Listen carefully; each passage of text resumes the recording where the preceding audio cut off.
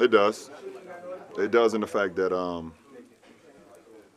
you know, when I was a kid, when I was in high school, um, I was growing up through the ranks when Kobe came into the league. He was, it wasn't a dream of mine to come straight, from high school at that point in time to the NBA. But I was like, wow, 17-year-old, 18-year-old kid being able to make that leap, that's pretty damn cool.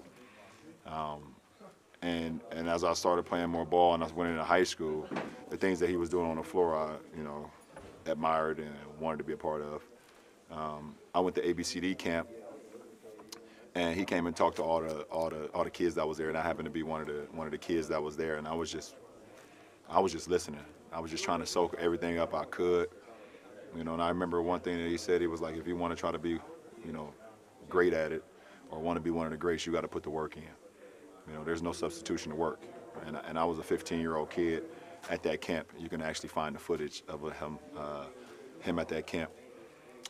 And in 2001, I believe I was playing in New Jersey, and the All-Star game, if I'm not mistaken, and y'all could correct me, was in Philly, right?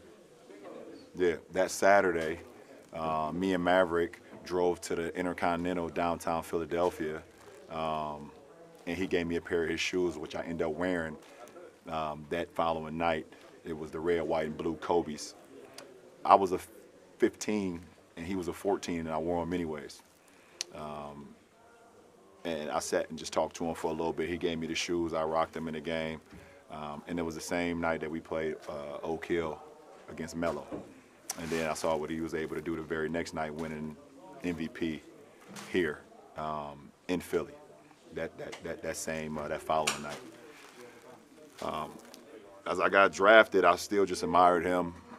Seeing what he was able to accomplish, winning championships, being early in his career where, he learned from the misses that he had against the series against Utah, and he just used that as motivation and got better and better and better to him winning multiple championships, and continued to admire him throughout my high school rank. And then as competitors, just seeing the work ethic that he put into the game. He had zero flaws offensively, zero. You backed off of him, he could shoot the three. You body him up a little bit, he can go around you. He can shoot the mid-range, he can post, he can make free throws. He had zero flaws offensively. And, that's something that I admired as well, just being at a point where the defense will always be at bay, where they couldn't guard you at all offensively, where you just felt like you was just immortal offensively because of your skill set and your work ethic. We take it down to 2008 where we become the Redeem team. And it was a dream come true for me to be able to line up alongside of him.